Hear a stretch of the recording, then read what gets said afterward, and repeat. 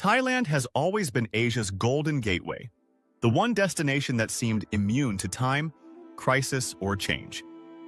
But in 2025, the cracks are finally showing, and they run deeper than anyone expected.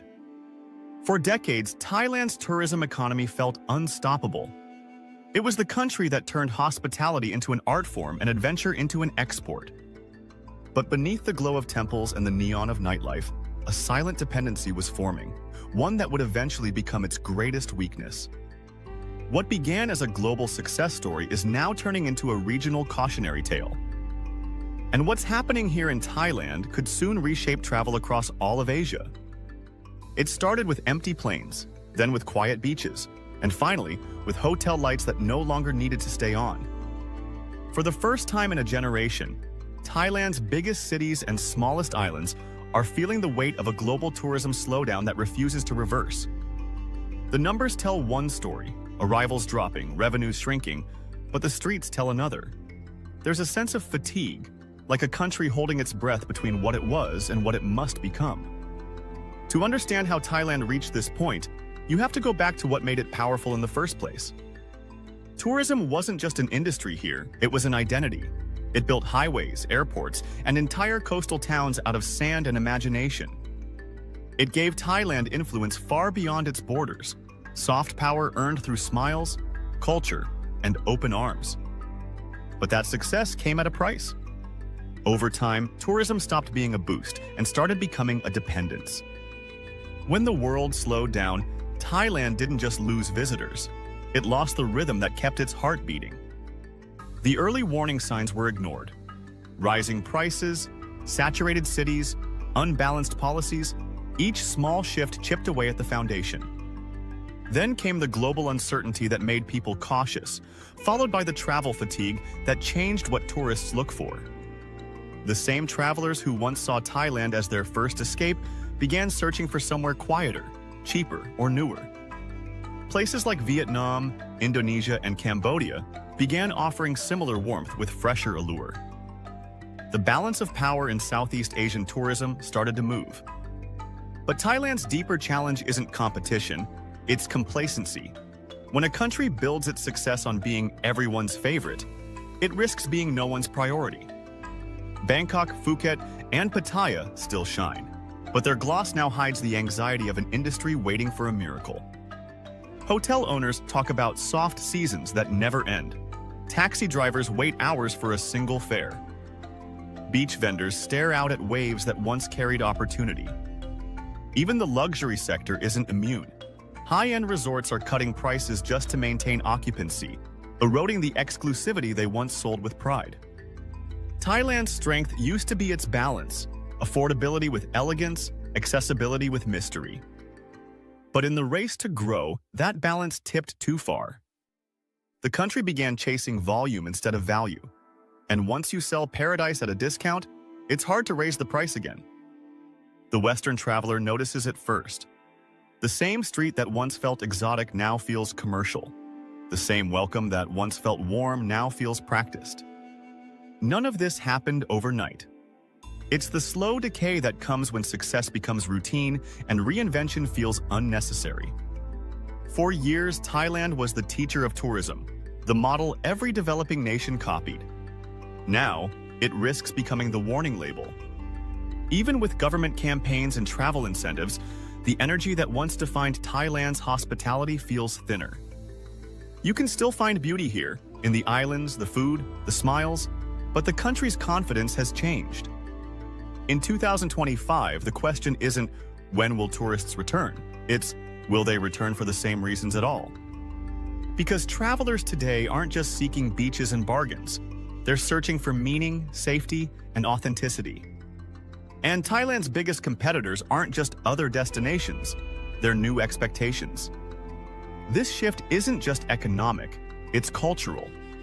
The old model of mass tourism is colliding with a new generation that values experiences over consumption. Bangkok's luxury malls and rooftop bars now share attention with Chiang Mai's slow-living retreats and Krabi's eco-lodges. The hierarchy is changing. You can feel it even in conversation. Locals talk less about profit and more about preservation. But transformation is never simple. Reinventing an identity built on comfort requires discomfort.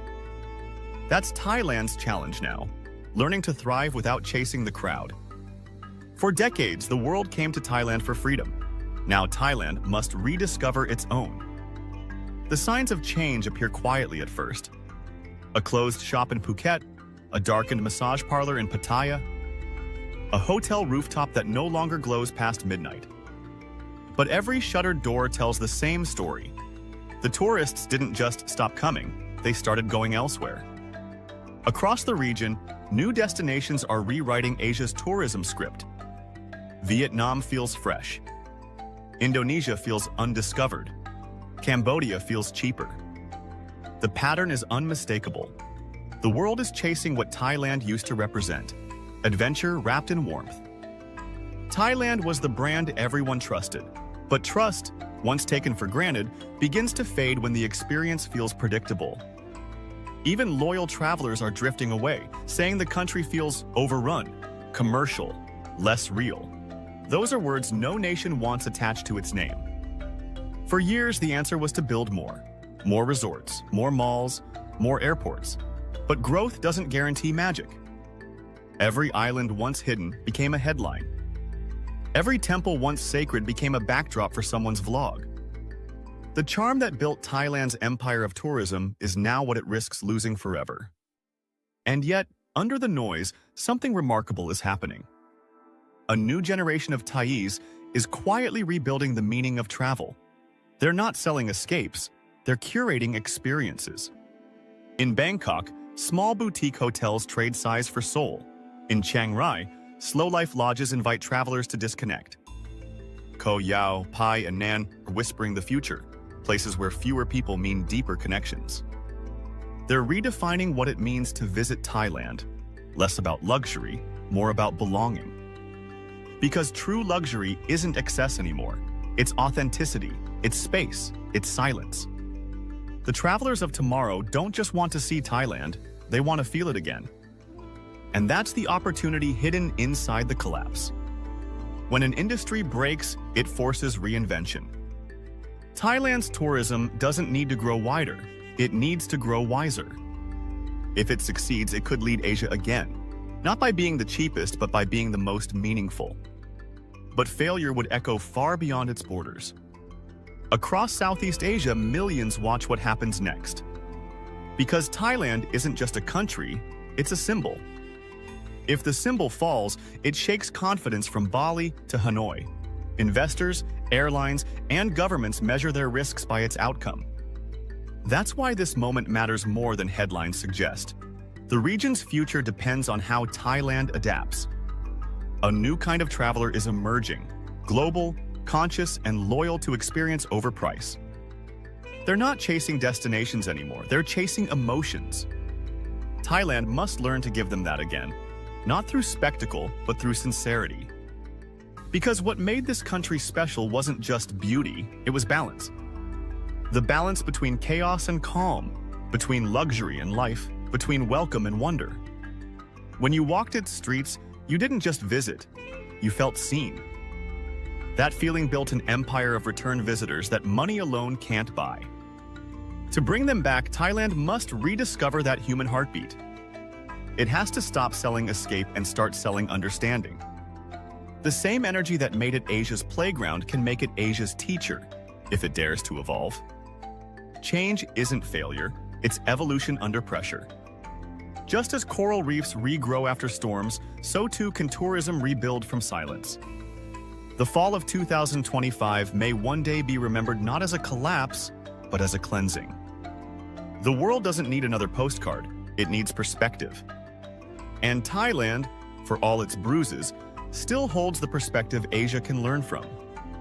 It's the reminder that beauty must be earned, not consumed, that culture must be lived, not sold.